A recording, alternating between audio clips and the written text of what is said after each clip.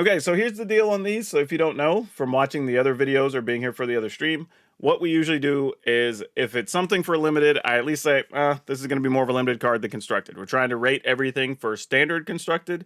However, now that Pseudo Pioneer is going to be a thing, I'll see if I can get in the right headspace and give you some commentary on that if it's something that makes sense. But otherwise, I'll at least try to say if I think it's good or bad in limited before I just pass on it. But if it's something that's just like really bad, I'll just say, look, we're not going to play this card and we'll move on to the next thing. Because we do have several cards to cover and I don't want to spend like 3 to 4 minutes on a bad card explaining why it's bad. A lot of them that we're going to say are bad are going to be generally pretty obvious anyway, I would imagine. So I don't think we really have to do too much to set that narrative.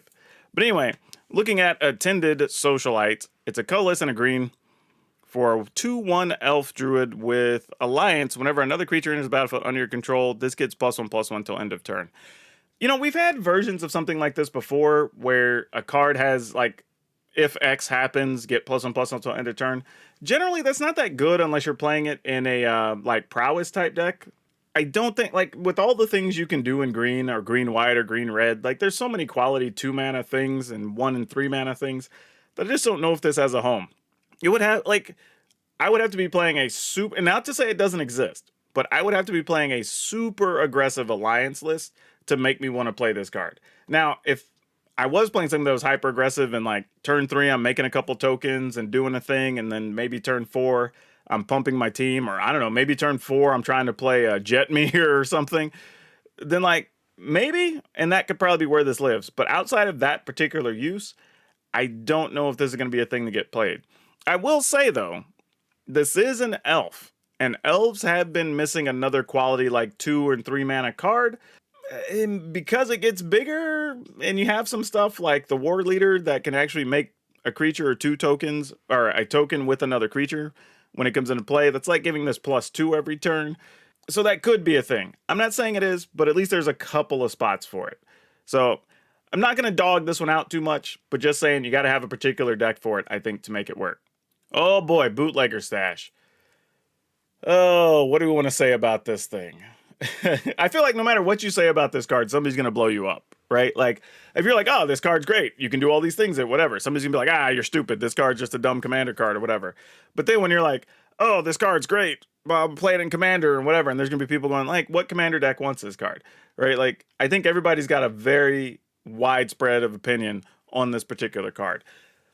I'm going to give you my take. I think this is going to be a card that's always going to be expensive. Now, notice I said expensive and not good. Not saying it won't be played, but I think the decks that want this card are going to really want this card. Like if you have something that's really trying to take advantage of all the treasure, or maybe you have multiple things that trigger when an artifact comes into play or whatever, this is going to be a type of card that's great for that. It's also possible that you can ramp into this card, and we can't discount that, right? Like let's say you're playing Simic Ramp, and, you know, those decks get 6 mana pretty regularly on turn 4. You drop this on turn 4, and for whatever reason it lives. What happens then? Like, you know what I mean? I don't know what you're trying to do with that much mana, but I'm saying it is a thing that we have to consider. That, like, it could realistically happen. Also, it's only 1 green. It's not like it's like 2 or 3 green and 2 mana or anything like that. Like, it's very possible that this could be splashable into something that needs to be playing 5 colors, right? That's possible. Maybe you're playing green as your core color and then using a bunch of stuff to make treasure and then trying to go off. Is there a weird world where you're ramping up and then you get a Magda and then Magda's just getting like 2 dragons a turn or something? Like, I don't know. I think this card leaves a lot of like pie in the sky ideas though. I don't want to write this card off. I think it's splashable, so I might put it in 1 or 2 lists just as like some late game option if I have something to do with my mana. But I will say this too, there are some weird scenarios where maybe you stockpile some treasure and you're using that just to activate your creature lands or something, right? Because sometimes you have those turns where you have 2 or 3 creature lands, but you can only activate 1 a turn. Well, if you take a turn off, tap all your lands, pile up some treasure, okay, now I can attack with 2 or 3 things next turn, right? So that's an option. So there's some weird spots where you can use this, but I can't highly rate it because it is 6 mana that doesn't really do anything until realistically turn 8, unless you have something specifically that triggers off artifacts or enchantments, or I mean artifacts or tokens entering the battlefield, right? So you're playing this on 6, but then you really take turn 7 to generate your tokens, and then you get turn 8 where you get to do something big. So I don't know what decks are waiting to get to turn 8 to do something really big with this in Standard. Now, flipping this to Commander, I definitely have some Commander decks that would play this. Like my Slivers deck could probably play one of these. That would be kind of fun, right? Because then it just gives me all the colors to cast whatever I want, and I have several Slivers that have activated abilities. So if I don't need mana at the end of somebody's turn, I'm like, cool, I'll just generate 3 treasure. Now I have more action, right? So that makes sense. But also, and my Rift deck is all about playing big creatures and using big activations. So a card like this, I'm already ramping up to cast big things, so this is just another thing in the bunch, but it gives me more tools later in the game. So I don't hate that. Now, granted, there's a bunch of artifact sweepers and artifact removal in Commander, and we all play it, so I get it. But yeah, this card has uses. That's all I'm saying. I don't think in 60 card, though, that it's going to be spectacular. Now, don't get me wrong, we're probably all going to lose to it once or twice, right? But you splash it, maybe you get to do the big Magic Christmas Land thing every once in a while, but unless the deck is built particularly around treasure, around big spells, I don't think you're realistically going to play this. But for Commander, this card's going to be forever expensive. It's like this set's, what would we call that? The Great Hinge. You know, it's going to be like that level of card, I think. All right, Bouncer's Beatdown. 2 colorless and a green for an instant. The spell costs 2 less to cast if it targets a black permanent. Bouncer's Beatdown deals X damage to target creature or player, where X is the greatest power among creatures you control. If that creature or planeswalker would die this turn, exile it instead. I kind of like this card. Hey, Bruno. For a few reasons. It's an instant because, you know, a lot of times when you get bite spells, for those of you that are new to my stuff, I like to use bite when my creature gets to deal damage but no damage back, versus fight, which is we deal damage back and forth. So this is a bite spell of sorts, right? You choose your power of your largest creature and it gets to deal that to something else. And if you're playing against a black deck, or actually a black permanent, not even black deck, this is for free. Well, not free, it costs 1. I mean, so super cheap. But the good thing about this, think about this, like you can kill a Loth during your opponent's instep for 1 green, right? There's going to be a lot of cards in this future Standard where everybody's trying to play 2, 3, 4 colors. So the odds of you running into a particular color are going to be increased over normal. Now, how much normal, I don't know, depending on the color and what cards, all that. But you at least have a higher chance that these cards aren't necessarily going to be played for their full cost. So realistically, if you're playing best of 3, this is probably just going to be a sideboard card. Especially if you're playing like green-red or green-black or some combination thereof. You're going to have outright removal spells that you're going to play that are probably going to be better, or other damage spells. So you don't have to rely on your creatures. But if you are mono-green, I don't know, maybe green-white or something, want something like this, or like I said, sideboarded against things that you know are black-heavy on permanents, then yeah, this card actually has some uses. Broken Wings. We've had this card before. 2 colorless and a green. Instant destroy artifact, enchantment, or creature with flying. Really good in limited play just because it gives you a lot of versatility on what you get to kill. And getting to kill flyers is always good. Especially in a set that's got like angels and other things floating around. But, like, it has shown up in sideboards before. So I'm not going to say even in Constructed it's not going to get any use. It might.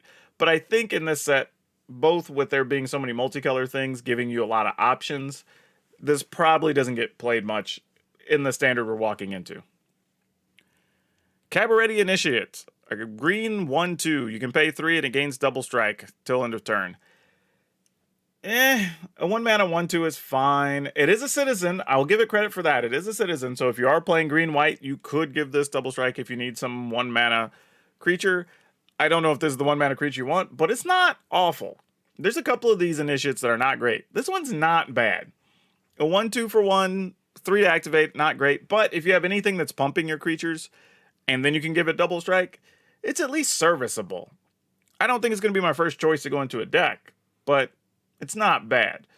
Limited, I think it's still underpowered, but the fact that a lot of times it's going to be able to fight up and kill a 2 or a 3 mana thing might still be worth it, even if you're just using it on defense to block. Chaldea Strongarm. 4 colorless and a green for a 2/3. When it enters the battlefield, put 2 +1/+1 counters on target creature. It has Blitz. and you know, you attack, it dies, you get a card. This is a lot. I mean, this is a card that if you're putting it, if you do find a reason to play this card, it's going to be because of the blitz cost, not because of the actual cost. You're not going to want to pay 5 mana to get a 2/3+2 counters somewhere. Like, or even on itself, just 5 mana for 4/5. Like, you can do so much better than that for 5 mana. And just about every color right now, I'm pretty sure. So, it's really about, would you ever want to put this in a list for blitz to be able to attack with a 2-power creature and put 2 counters on other things? There's a world where that might be true, but I would rather just play some 4-mana thing with haste, and you're going to have a better impact on the game, and it'll be a thing that's repeatable. So you're probably just not playing this. In Limited, you at least consider it, you know, but in Constructed, we're not playing this. Capenna Express. This has such beautiful art on this card. I really do like the art on this. But 3 colorless and a green for a 6/6, sacrifice a treasure. It becomes an artifact creature until end of turn, or you can crew 3. This might be a problem. If you are playing something that's treasure heavy, playing this and then just having like spare treasure around that you can sacrifice to attack, like this, that's real. I mean, like, this is a 6/6 for 4. And there are worlds where some of those decks, especially if they're like red-green based, and hey, Broder Olaf, how's it going? Thanks for 2 months up. By the way, for those people that are new to the stream, if you never watch, once we pass our subscriber goal and our follower goal, the next Tuesday stream is always a giveaway. And right now we are, 23 followers away from Tuesday's stream being a giveaway stream. So just want to point that out. Back to the review. All right, so imagine if you have like, you know, your typical 1 mana, 2 mana, 3 mana, whatever, but that 3 mana thing was a Reckless Stormseeker. And then you could play this on 4. If you have a treasure hanging around for some reason, because there's a bunch of cards that create or make treasure right now, being able to smash with this for like 7 alongside your other creatures on turn 4, that's real. Now, how likely? I don't know. We have a lot of things at 4, 5, and 6 that these decks are playing. But again, if you're playing something that cares about treasure or is treasure heavy, this could be a real card. And the other interesting thing is, because so many things make treasure, this could be a very threatening card against those decks playing sweepers, because ultimately you're like, okay, cool, you swept my board, but I'm still going to get to attack with a 6/6 next turn because I got these 3 treasures hanging out. Or if something needs you to use treasure or stuff to go to the graveyard, I mean, I guess you get some use out. I guess you could just sack treasure anyway, though, if you just didn't want to get anything for it. So that doesn't really matter. But yeah, I think this could be an interesting card. For a common, it's pretty cool. Now, I don't think it's going to be heavily played, but I could see situations where I may want to sideboard it. But I'm probably, if I'm playing it, I'm probably main decking this if I have stuff with a lot of treasure and it happens to be an aggro deck. I would probably be playing this. It's pretty cool. Civic Gardener. A 2 mana 2/2 human citizen. When it attacks, untap target creature or land. Yeah, no. Unless we just really want a citizen for that, I don't think we're playing this card. Like, it's a nice ability. Untap a creature or land, get to reuse mana. That's cool, but it's probably going to die in combat. So not a lot else to say about this one. Cleanup Crew. 4 colorless green for a 6/6 human citizen. So many of these cards are human citizens.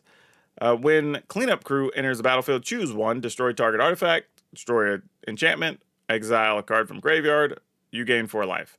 I mean, it's nice that you get those choices, but we have so many awesome things at 6. I don't know what you're going to play this over. Honestly, yeah, I'm trying to think, like, is there a world where I really want this? But probably not. I mean, I like the versatility of it, but I just don't think we're playing it. Now, Limited, I'm definitely playing this in a heartbeat. Like, you're giving me a 6/6 for 6 that comes in and has, like, a very likely a relevant ability at that stage of the game. Yeah, for sure. Even just destroying an artifact is probably going to kill, like, a vehicle or something. So that's fine. Or maybe gets rid of somebody's pacifism or something that's been locking up a creature, right? So that's actually cool. Yeah. Limited, yes. Constructed, no. Courier's Briefcase. This is one... Well, I'll talk about it here in a second. Courier's Briefcase is a colorless and a green. It's an artifact treasure. When it enters the battlefield, you make a 1/1 green and white citizen creature token. You can tap it and sacrifice it, add 1 mana of any color. Then you can pay 5 and tap it and sacrifice it and draw 3 cards. This card is a little weird, right? It's almost like a backwards innkeeper that doesn't gain life, if that makes sense.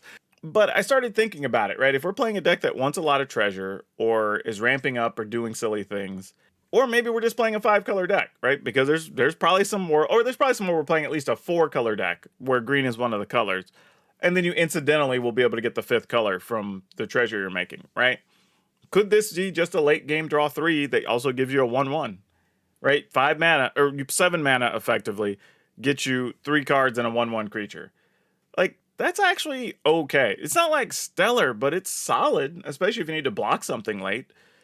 I think this card is going to see more play than we're initially giving it credit for. Like, it looks really basic and cute and whatever, but I think there's a world where even just getting the 1/1 and getting the treasure could be good enough.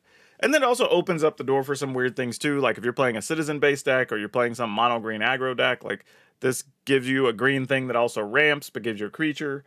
I think there's going to be places for this. I'm probably not playing it in mono green. There's just better things you could do with 2 mana. But I think other decks, especially mid-rangey things that are doing something treasure-based or whatever, can probably take advantage of this.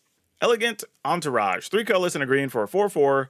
Elf Druid. Alliance. When another creature enters the battlefield under your control, this creature gets, or target creature other than Elegant Entourage gets +1/+1 against trample until end of turn. It's a little bit shame that these don't get it. I think you should be able to put counters on this and protect it would be awesome. But is this card playable? 4 mana. This one might be actually. If we are doing something with making a bunch of tokens, doing the alliance thing or whatever, this is at least reasonable. It's a 4 mana 4/4, just straight up. At least it's a reasonable body. I have no problem with that. You put anything else into play, you get to book it. And the cool part about this is it's when another creature enters the battlefield. So even if you don't have anything else, the next creature you play can just put a counter on itself. So it's basically everything, minimum, everything you play after you play this is 1/1 larger. Like, that's actually something real to think about. Worth considering. Not saying it's great, but if I'm doing this type of thing, or I'm worried about alliance, or even if I'm actually, here's another thought. Oh, it only gets +1/+1 and trample. It's not a counter. Oh, that's a lot worse. I thought this was a counter. This sucks. No, it doesn't suck. But not being a counter is a big deal. Being a +1/+1 is a lot less exciting. Mostly because of what I was about to say. If it was a counter, I could use this in some variations of modified type decks or whatever. But with just being +1/+1 till end of turn, not as exciting. Like, I went from, like, in my head, if I had to give it a number, it was like a 6.5.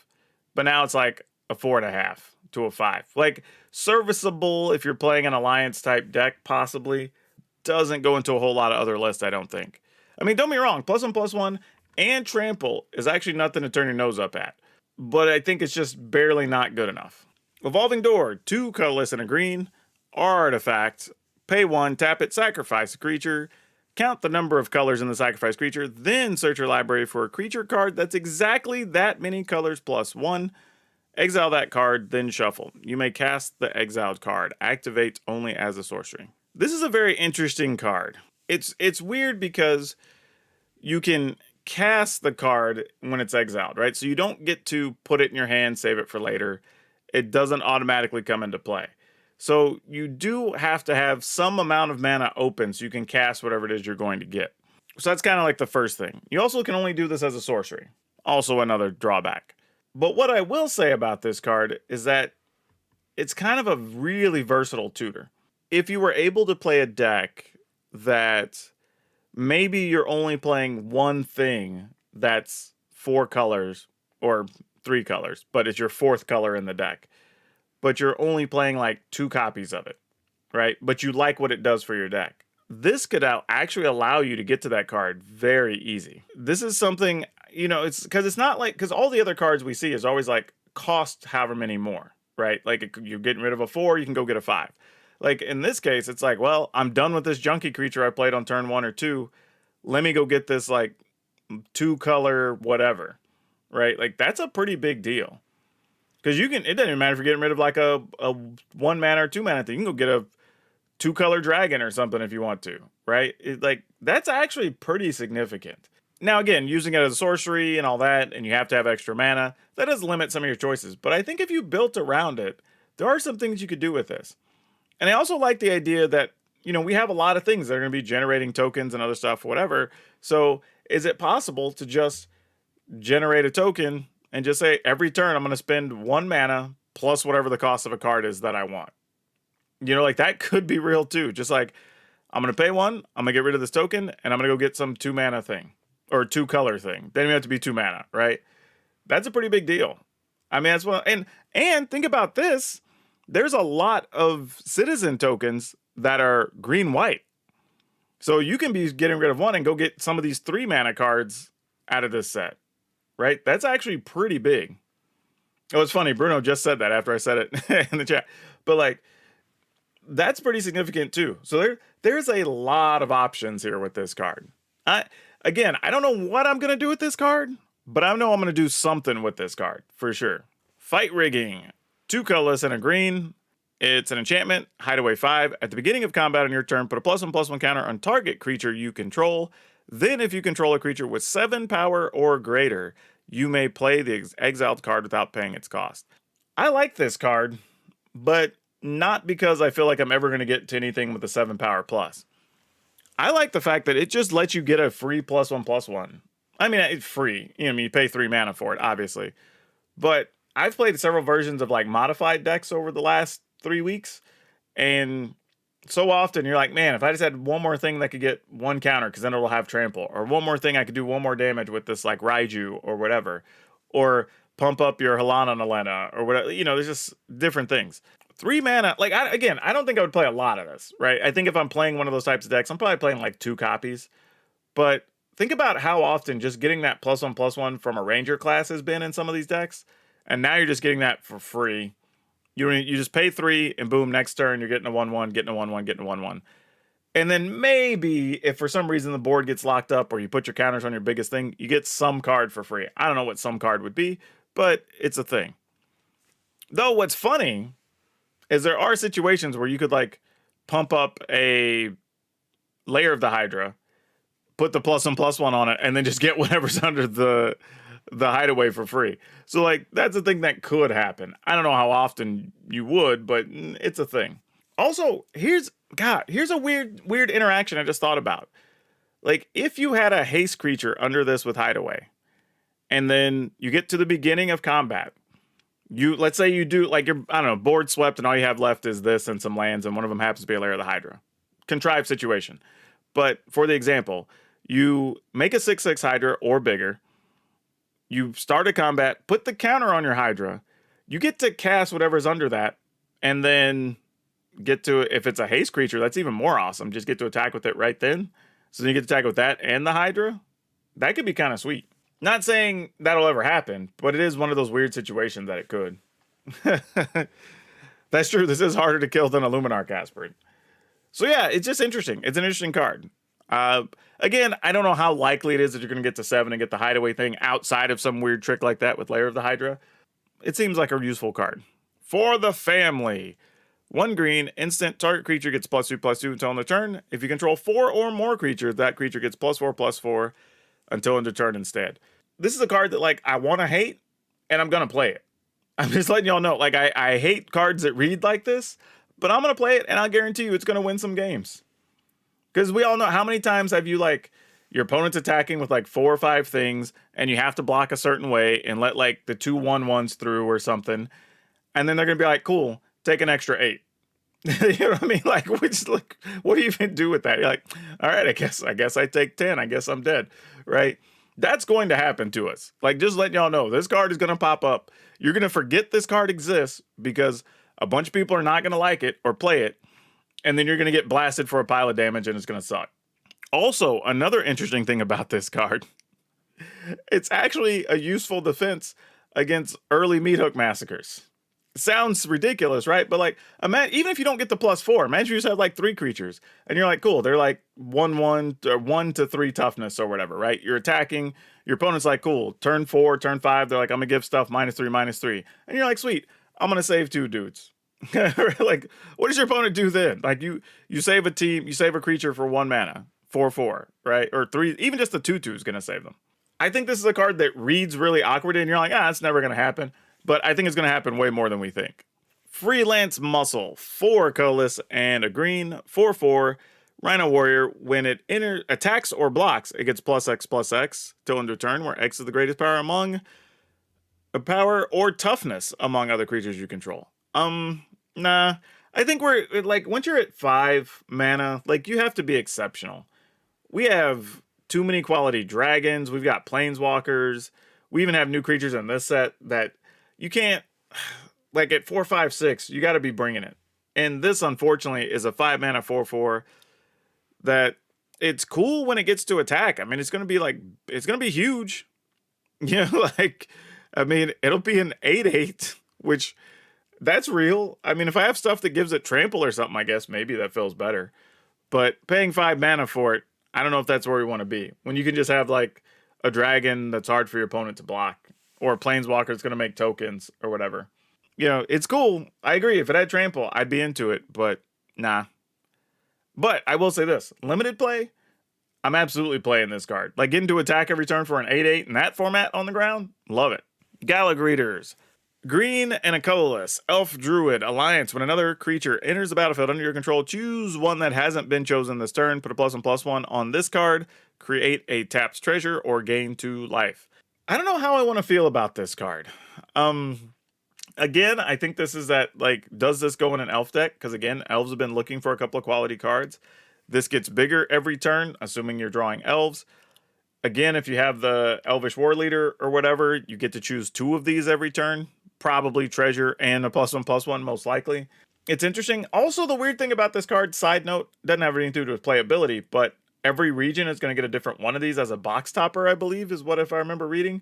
So there's going to be like 11 versions of this, I think, that are all going to be in different languages and art and whatever. So going to be crazy values on these things because people are going to be trying to collect sets. Certain countries are going to be more rare than others. Which, speaking of, if you're curious, Korean and Russian are probably going to be the most rare of the different versions. So just putting that out there, do with that information what you will. Playable? Yes, I think so. How strong? Debatable. But I think it's at least playable. I wouldn't call it strong, but I would definitely say it's playable. Glittermonger, 3 colorless and a green, elf rogue, 1/4. Tap to create a treasure token. Not looking to play this in constructed at all, but I would absolutely play this in limited.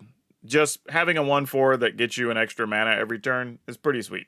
Highrise Saw Jack, 2 colorless and a green, 2/3 with reach. Whenever Highrise Saw Jack blocks a creature with flying, it gets +2/+0. Oh, we've had versions of this. Yeah, this, nah. Like, limited, you can play it if you want to. It's solid, like, it blocks flyers pretty well. But outside of that, we're not playing this in 60-card Magic. We're not even playing this in 100-card Magic, really. Jewel Thief, 2 colorless and a green, 3/3, Vigilance, Trample, Cat Rogue. When it enters the battlefield, create a treasure token. Yeah, so this card. This card just means that, like, Centaur Courier or whatever is just garbage, right? Because normally when you get a card that, like, upgrades over another card, you're like, well, at least this one's uncommon and the other one's common or whatever. Like, this is just straight up better in every way, right? Because in that other Centaur, like, white or colorless green, this even only requires 1 colored mana. So it's 1 colored mana, 2 colors, gives you a 3/3. You also get Vigilance and Trample. And then you get a bonus treasure token just because. And if it matters, this could go into a cat deck or a rogue deck. Like a couple of second tier theme decks that people play. But, you know, there are reasons people might play that. This is borderline good enough to make it into a constructed deck. I don't know that it does. Because again, we have a lot of really good cards in standard right now. And I think this is the type of card that if it had come out in the fall set, I think we'd be more likely to play it. But because this is going to be whatever, like the 6th set that's available in standard at the time, we're just going to have more options to pick from. You know, I guess the 7th set, right? 1, 2, 3, 4, 5, 6, 7. So yeah, this is going to be a 7th set, I think, in standard, whatever. Regardless, there's a lot of cards to pick from at 3 mana. So I don't think we're going to play with this. But man, it feels really close. And honestly, it feels really close because of that treasure. Because it gives you the option of still playing another card. Like, you know, you could play this, and I don't know, maybe you're leaving up that other thing that gives you +2 or +4, right? Or maybe you're leaving up to Tamio's safekeeping, right? Like, that could be a thing. So, it's really hard to tell. I'm not... I don't know. This is a tough one. I'm going to say my heart says, yes, I will find a deck for this card. But my brain says, but you know what? There's so many good 3-mana things, even new 3-mana things, that we're really not going to play this. I feel like if I'm going to play it, I'm forcing my way to playing it for some reason to justify the card. Which we might make one of those decks, but realistically, I don't think people should be trying to play this. I'm going to say no, don't play it, but I'm not going to be mad at you if you do. And that's true. If you play Pauper, it's a very fantastic Pauper common. Luxurious Libation. Color X and a green instant. Target creature gets +X/+X until end of turn. Create a 1/1 green-white citizen creature token. I don't know how I feel about this. Anytime we've had, like, get, an XX as a creature enhancement, I don't know. I always feel like if I could play red instead, I'd rather just go ahead and just play, like, Light Up the Night or something, right? And just blast the opponent for the damage. But this is kind of interesting in the sense that you can pump a creature and at instant speed, and you get a token for your troubles. Does that make this good enough? I'm not sure. I feel like it is, because it's almost like, I don't know, a fireball on a creature. I'm just trying to figure out, like, again, when we're talking about decks that can generate a bunch of extra treasure and whatnot, maybe that's where this goes. And then Evolving Door for it and a 3-color thing, that's true. I don't think you want to necessarily do that. There's so many things that make extra treasure. It wouldn't be unreal to be able to attack and have like 7 or 8 mana up. And then that makes anything unblocked very scary. Or even if your opponent tries to block and save a creature, you can guarantee it's dead. I'm not going to be trying to put this into a deck, but I'll probably say this. When you get to those points where you're deck building and you've got like 1 or 2 slots left and you know you're playing some type of mid-rangey or aggressive thing, I might try 2 of these out just to see what's up. I mean, I think it's worth at least a consideration. Most Wanted, 2 colorless and a green for a flash, aura, enchant creature. Enchanted creature gets +2/+1, and when the creature dies, create 2 treasure tokens. This is just interesting to me. One, because it's weird by the person's being chased by a shadow monster. I guess that's Elspeth running, according to overnight. Elspeth was branded as the most dangerous criminal in New Capenna. The problem is it costs 3, and again, we're probably just doing other stuff for 3. Limited, I'm all about this, right? Giving something +2/+1, I'm about it. We can probably play this all day, and it has flash, which I like, so it can be used as a combat trick. Love it. And then if it still dies or whatever, cool, you get 2 treasure. Really doesn't hurt much. But in most 60-card formats, I don't think we're playing this. Prize Fighting, a colorless and a green, instant. Target creature you control fights target creature you don't control. Create a treasure token. This kind of comes down to, how do we feel about that other fight card, right? The one that we could play for 3 or 1 if it targets a black creature. Because that's just a bite card. This is a fight. So I have to put my creature at risk, but I do get to generate a token. Or a treasure token, which is pretty relevant. Hey, Jay, we are going over the back half of the cards for New Capenna. We're about 3/4 of the way through the green ones. But I think I like the other card more. I think the fact that I have a bite spell that's also an instant, I don't have to put my creature at risk. It's still going to do some damage, because if they kill your biggest creature, you still get to deal the damage of whatever your largest remaining creature is. So that's fine. Whereas this, they could kill the creature you're using the target and fight with, and then you don't get anything. I mean, I guess you still get the treasure token. Well, you wouldn't even get, you still get the treasure token, so there's that. But, I don't think we're playing this. I like the idea it at least gives you a treasure. It makes it better than the other fight spells, but we're not playing it. And Driftwood says, hey, I brought some villains with me. Well, welcome. By the way, if you don't know Jay Villain, you should go check out Jay's YouTube channel. He does some pretty good stuff over there. I think everybody in the community deserves some love, so go pay them some love. All right, continuing on. Rox Pummeler, 5 colorless and a green for a 6/3. When it enters the battlefield with a shield counter on it, and it has trample as long as it has a shield counter. Cute if this was even a 6/4. 6/3 feels a bit fragile, so you get in like one time, you get to protect it, and then the next time you just have this big 6/3. But again, we're talking about 6 mana. We're just not playing this. Again, limited, I'll take a flyer on this as one of the upper end cards on my deck, especially if I have treasure or a way to ramp into it. I'm about it. And constructed, we're definitely not playing this. Riveters Decoy, a colorless and a green for a 3/1 human warrior. It must be blocked if able, and it has blitz. I don't even understand why this is a card. Like, I don't like it's. I mean, it's a 2 mana 3/1, which is cool. and then your opponent has to block it, but it doesn't say everything must block it. They just block it with whatever junky thing they want to block it with. Blitz, you're going to pay 4 to attack with a 3/1 and get a card? Like, no. Again, limited. If I need something on the lower end, this is fine. It's a 3-power creature. You can at least justify it. Constructed, we're not going to play this. I'm pretty sure you're never playing that. Social Climber. 2 colors and a green for a 3/2. Whenever another creature enters the battlefield under your control, you gain a life. You know, if we're doing combo-y things, getting creatures into play with this, getting a bunch of life is cool. Otherwise, nah, we're not doing a whole lot with this. I think a lot of these Alliance cards are going to come down to what do the decks look like that they go in. It's kind of hard to judge some of them right now because we look and say like, just gaining a life usually doesn't end up being that good. But if there's some weird combo-y setup where there's some number of angels or clerics alongside a couple of Alliance cards, then like gaining a life every turn is pretty substantial, and that could be a thing. Take to the Streets. 4 colorless and a green. Sorcery. Creatures you control gets +1/+1 until end of turn. Citizens you control get an additional +1/+1 and gain vigilance until end of turn. The fact that this is a sorcery is meh, since it doesn't give trample or anything, and it's 5 mana. You do get +2/+2, and if you're playing all citizens, you get +3 across the board, which is still pretty good, because if you have, I don't know, 5 citizen you're attacking with, that's still +3, so they'd all be 4s. So that's real damage. But I don't know, this feels like a pseudo overrun. You're maybe playing like a copy, and if you hit it, cool. If you don't, cool. I think that's about as far as that one goes. Limited play, though, this could just be a stalemate breaker.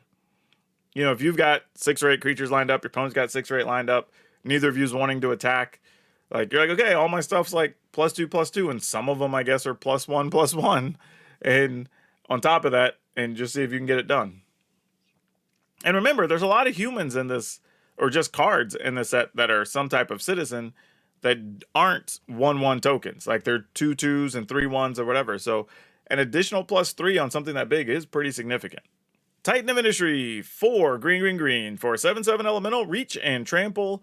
When Titan of Industry enters the battlefield, choose to destroy an artifact or enchantment.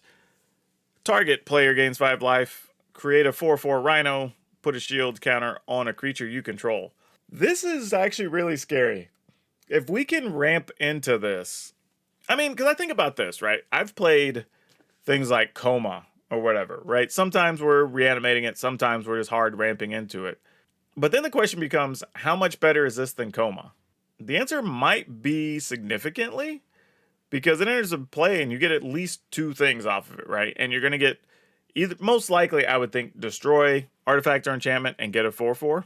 That's pretty good. But if you think your opponent has spot removal or something, then you're like, okay, I'll just put a shield counter on it and protect it. But then again, you know, you get into a weird world with what does this look like if you have some type of blink card or something to reanimate it if it does get killed or whatever. Like, this is a pretty substantial card. I'm not going to give it super high marks because the cost is very restrictive. But if this thing sticks, it's going to be a nightmare.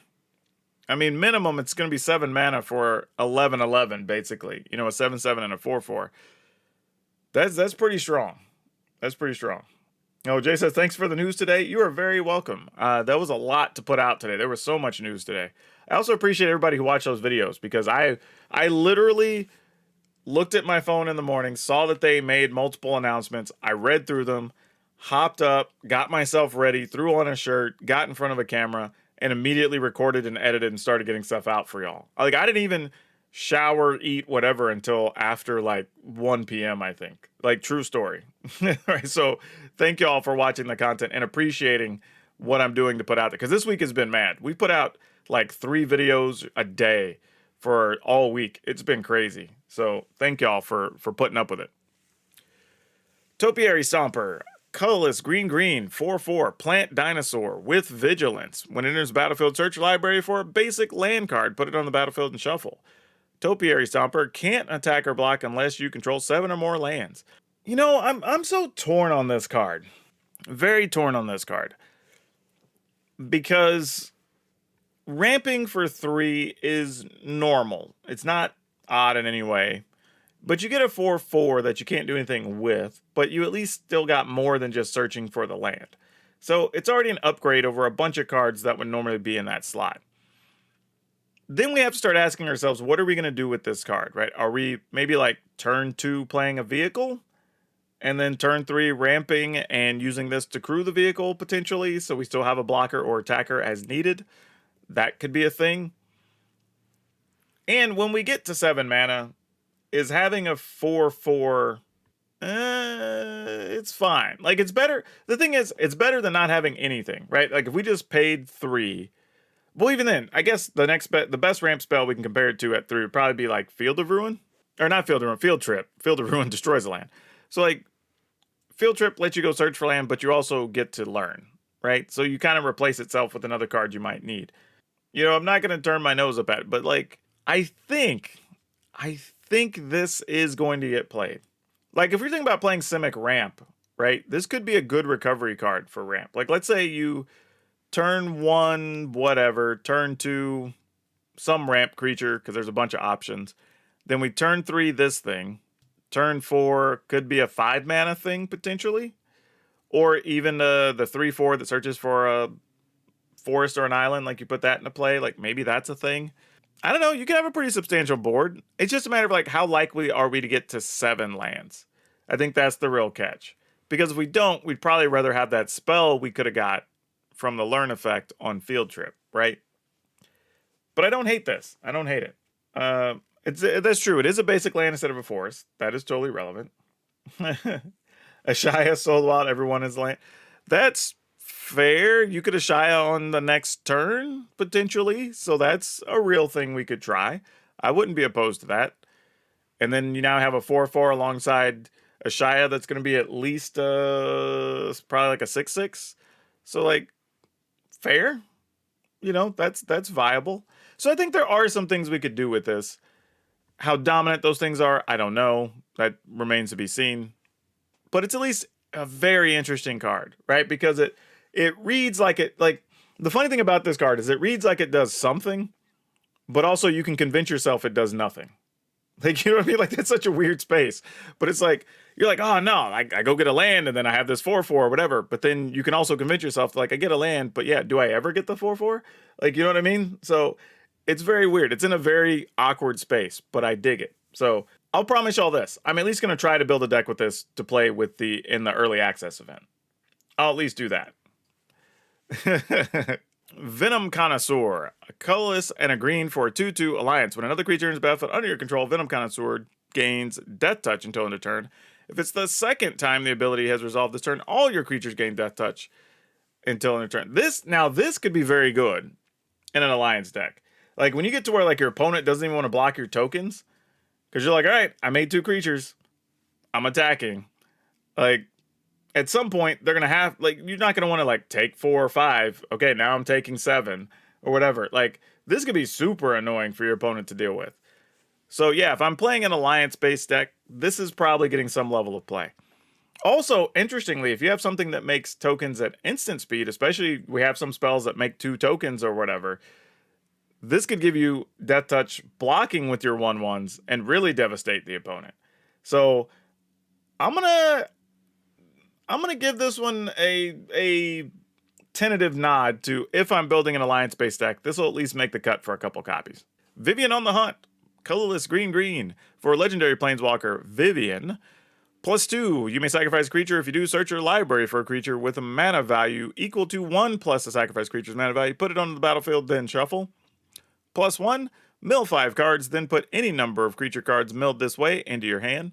And -1, create a 4/4 Rhino. So this is actually kind of okay. I mean, it does cost 6. So you're kind of hoping you have, like, some 4 mana or 5 mana thing already in play and you have something better to go get. Or maybe something that goes and makes multiple blockers. But even just playing it for 6 and then making a Rhino and then having the option to use the other abilities afterwards, it's not bad. And the fact that it actually, see you later, Jay, and the fact that it actually does +2 is actually pretty sweet. Because now you can -1, +2, -1, +2, and kind of keep yourself in a neat range and still be able to make lots of Rhinos.